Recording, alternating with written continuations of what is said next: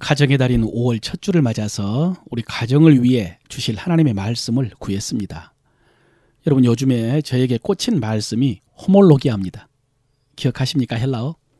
여러분이 기억하기 쉽도록 복명복창이라고 했는데 말씀을 따라서 말하는 것입니다. 소크라테스의 대화록에 맞다, 받아들인다, 따르겠다라고 동의하는 것을 호몰로기라고 했습니다. 여러분, 이것이 성경 속에서는 신앙 고백의 의미로 사용되었습니다. 우리가 잘 아는 히브리서 4장 14절에 그러므로 우리에게 큰 대제사장이 계시니 승천하신 이 곧 하나님의 아들 예수시라. 우리가 믿는 도리를 굳게 잡을지어다 그랬는데, 여기서 믿는 도리가 호몰로기아입니다. 신앙의 진리를 우리의 입으로 고백하고 동의하고 서약하는 것이 호몰로기아입니다. 그래서 여러분, 우리가 사도신경으로 신앙 고백하는 거 이거 참 중요합니다. 우리가 믿는 도리를 굳게 잡으라고 했거든요. 그리고 또 말씀을 따라서 말하는 것도 중요합니다.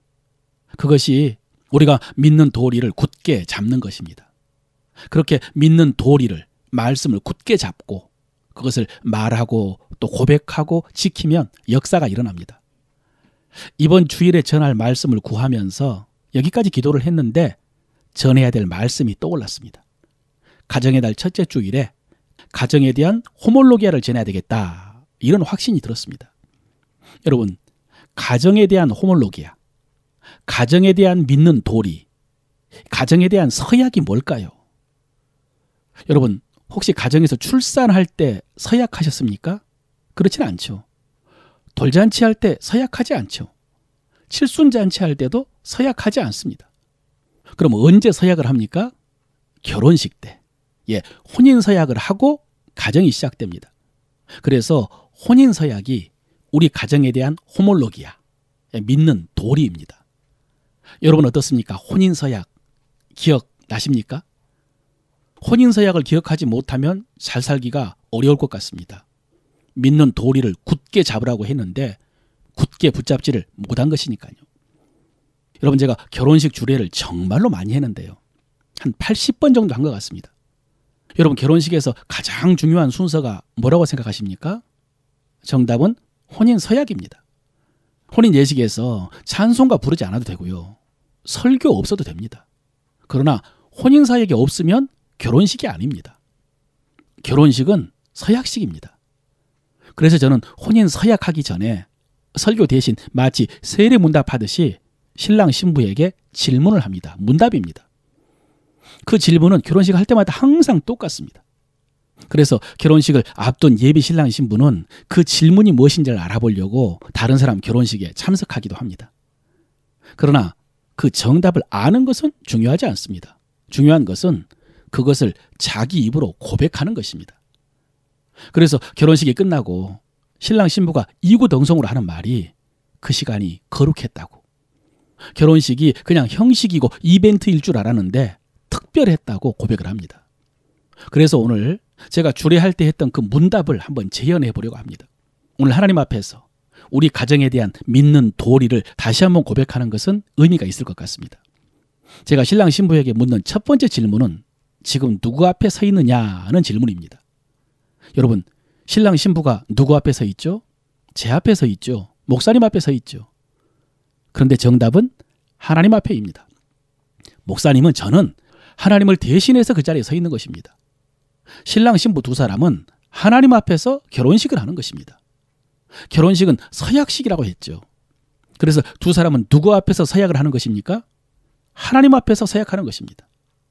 창세기 15장에 보면은 하나님께서 아브라함에게요, 3년 된 암소, 3년 된 암염소, 3년 된 수양과 산비둘기, 집비둘기 새끼를 잡으라고 하셨습니다. 그리고 암소, 암염소, 수양은 중간을 쪼개가지고 양쪽으로 벌려놓고요, 그리고 하나님께서 그 사이로 지나가셨습니다. 그 상징으로 타는 횃불이 지나갔습니다. 여러분, 이것이 고대 근동에서 언약을 맺는 방법이었습니다. 짐승을 찢어놓고 그 사이를 지나가는 건요. 무슨 의미일까요? 이 언약 지키지 않으면 신이 이렇게 너를 찢을 것이다, 그런 의미입니다. 이스라엘 백성들이 시내산에서 언약 맺을 때는요, 소를 잡아가지고 번제와 화목제를 드리고 그 피를 여러 양푼에 담았습니다. 그리고 그 절반은 하나님의 제단 앞에 뿌리고 그 절반은 백성에게 뿌렸습니다. 이는 여호와께서 이 모든 말씀에 대하여 너희와 세우신 언약의 피니라 라고 하면서 피를 뿌렸습니다. 역시 언약을 지키지 않으면 죽는다는 의미입니다. 그런데 결혼식에서는 짐승을 잡아가지고 신랑 신부가 그 사이를 걸어오지는 않지만 하나님 앞에서 혼인서약을 하니 여러분 지켜야 되겠습니까? 안 지켜야 되겠습니까? 그래서 이렇게 따라하라고 합니다. 호몰로기아. 우리는 하나님 앞에서 서약합니다. 우리는 하나님 앞에서 결혼합니다. 이것이 우리 가정의 첫 번째 믿는 도리, 호몰로기아입니다. 두 번째 질문은 신랑 신부 두 사람 이 결혼이 연애 결혼이냐 중매 결혼이냐입니다. 연애냐 중매냐. 요즘은 대부분 연애라고 하죠. 가끔 연애 반 중매 반이라고 하기도 합니다. 그럼 어디서 만났느냐, 또 누가 먼저 사귀자고 했느냐, 몇 년 사귀었느냐라고 묻다가 마지막에 제가요, 두 사람은 연애라고 하지만은 성경에는 중매라고 하십니다. 누가 중매했느냐? 하나님이 중매하셨다고요. 예, 하나님이 중매하셨다고요. 제가 이렇게 말합니다. 여러분, 오늘 본문이 온 인류의 첫 번째 결혼식이라고 할 수 있는데 두 사람이 어떻게 만나느냐? 21절 이하예요.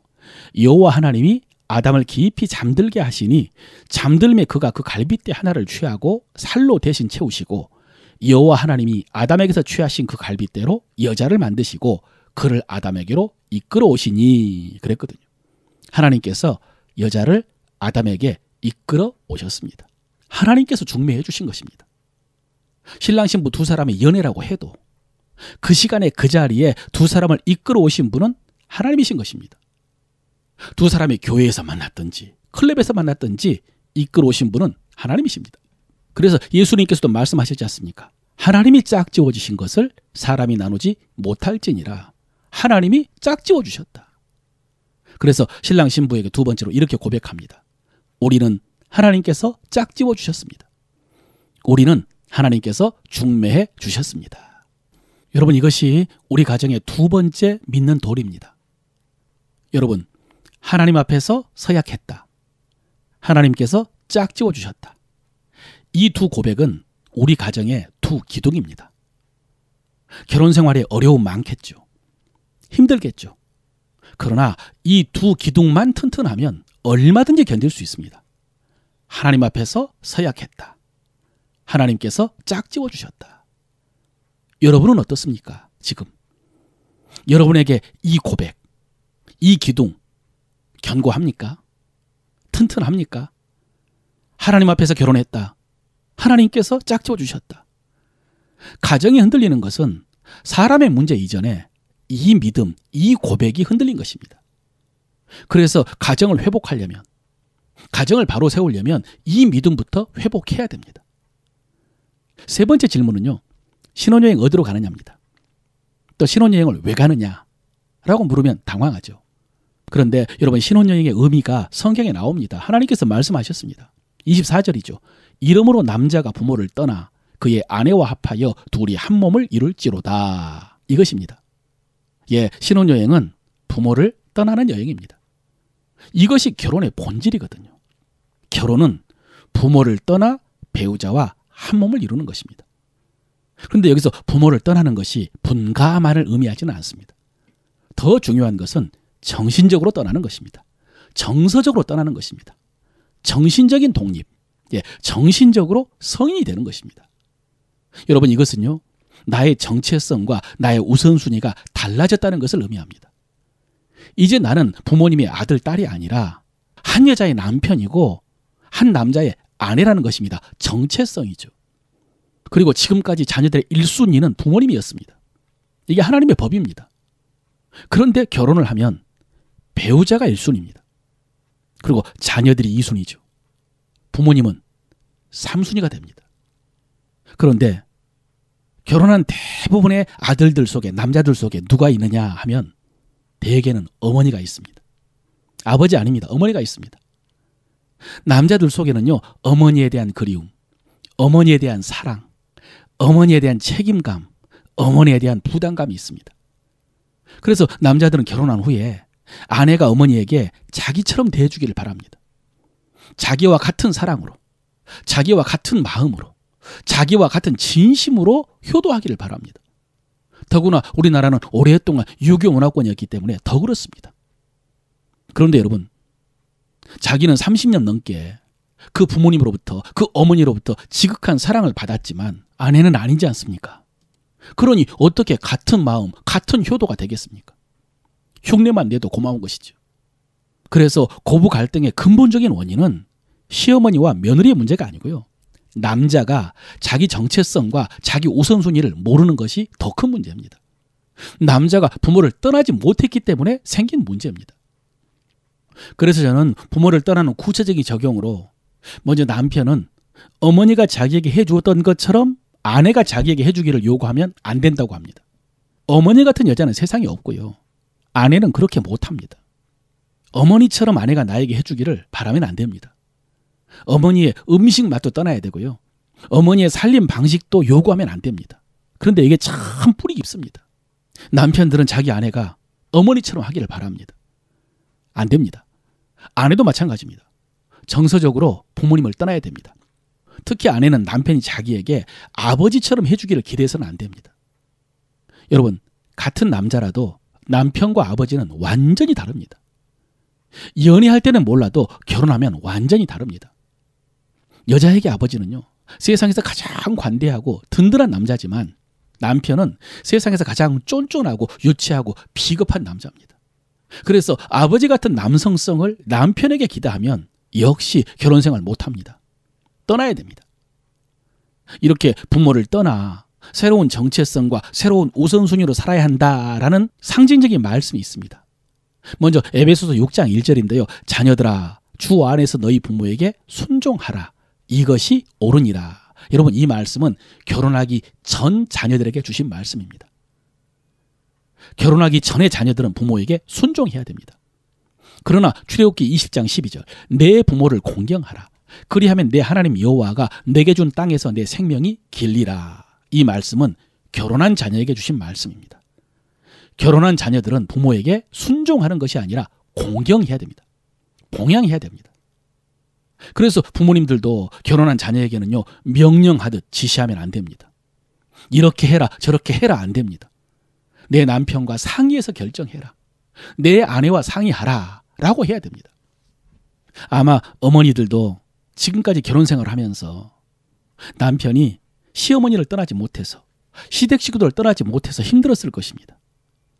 아내인 자기가 1순위가 아니라 항상 부모 형제를 1순위로 하는 그 남편 때문에 힘든 분들 많았을 것입니다.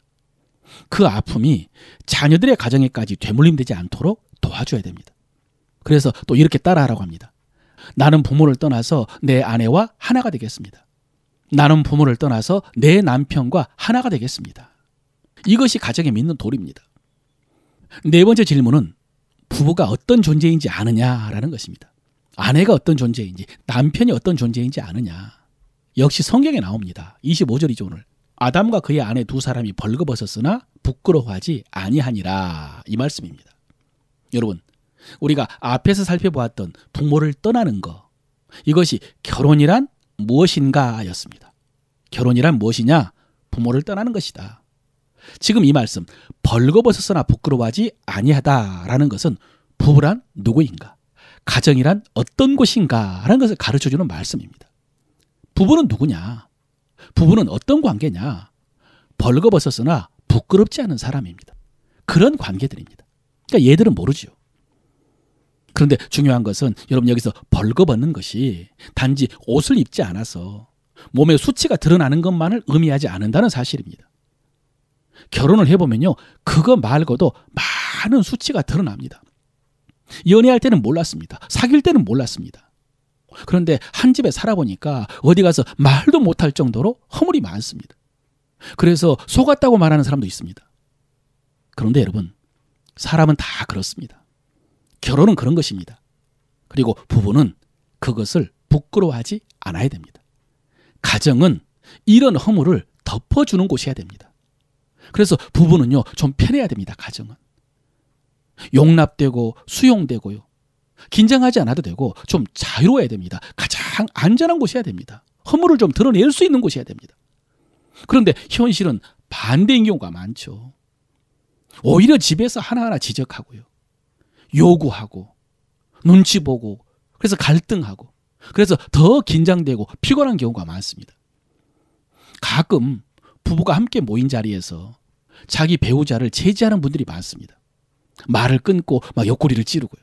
딴에는 실수할까 봐, 또 다른 사람에게 피해 줄까 봐, 분위기 망칠까 봐 위에서 제지하는 것인데, 그런데 곁에서 볼 때는 그 배우자가 실수하는 것보다 그것을 제지하는 것이 더 불편해 보입니다. 자기 배우자가 어떻게 하든지 그거 지켜보고 지지하고 인정하는 분들이요 훨씬 더 성숙해 보입니다. 그래서 신랑 신부에게 이렇게 따라하라고 합니다. 나는 배우자를 부끄러워하지 않겠습니다. 나는 당신을 부끄러워하지 않겠습니다. 이건 자녀들에게도 해당되는 것이죠. 이것도 우리 가정에 믿는 돌입니다. 가정에 호몰로게 합니다. 마지막 질문은 좀 어려운 질문인데요.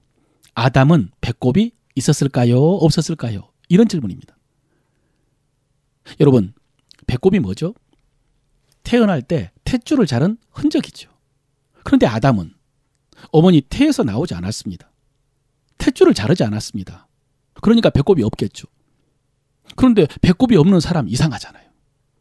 그래서 화가들이 아담을 그릴 때요, 나뭇잎으로 그 부분을 가렸습니다. 그런데 여러분, 아담이 배꼽이 있었는지 없었는지 이건 중요하지 않습니다. 신랑 신부는 배꼽이 있습니까? 여러분은 배꼽이 있습니까? 이게 중요하죠.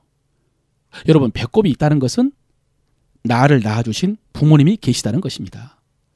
내가 혼자 어디서 떨어진 것이 아니라 어머님이 10달 동안 태에 품어주셔서 태어났고요. 피덩이 때부터 지금까지 길러주셨다는 것입니다. 그러므로 배꼽이 있는 사람은 부모님께 효도해야 됩니다. 없으면 안 해도 됩니다. 그러나 있으면 효도해야 됩니다. 그런데 성경에 보면 하나님께서 무엇을 명령하시고 무엇을 약속하셨느냐 하면요, 신명기 5장 16절입니다. 너는 내 하나님 여호와께서 명령한 대로 내 부모를 공경하라. 그리하면 내 하나님 여호와가 내게 준 땅에서 내 생명이 길고 복을 누리리라 그랬습니다. 하나님께서 부모를 공경하라고 명령하시고 땅에서 잘되고 장수할 것이라고 약속하셨습니다. 왜냐하면 자기 육신의 근본을 모르는 사람은 더 큰 근본인 하나님을 알 수가 없고요. 하나님을 알지 못하면 하나님의 축복을 받을 수 없기 때문입니다. 실제로 여러분, 부모님은요, 하나님께서 하나님 대신 하나님처럼 우리를 사랑하라고 보내주신 분입니다. 그래서 그런 부모님에 대한 태도를 보면은 하나님에 대한 태도도 알 수가 있습니다. 그래서 하나님께서 부모에게 효도하는 자녀에게 땅에서 잘 되고 장수하리라 라는 약속을 주신 것입니다. 그런데 보통 사람들은 땅에서 잘 되기 위해서 어떻게 하느냐? 자식에게 투자를 합니다. 아주 몰빵에 가깝게 투자를 합니다. 그런데 그것은 순전히 자기들 생각입니다. 인간적인 계산입니다. 자녀에 대한 사랑을 부정하는 것은 아니지만은 하나님의 법은 부모를 공경하는 사람이 잘 되는 것입니다. 그래서 마지막으로 가정의 도리를 이렇게 고백합니다. 나는 부모님을 공경하겠습니다. 나는 부모님에게 효도하겠습니다. 이것입니다.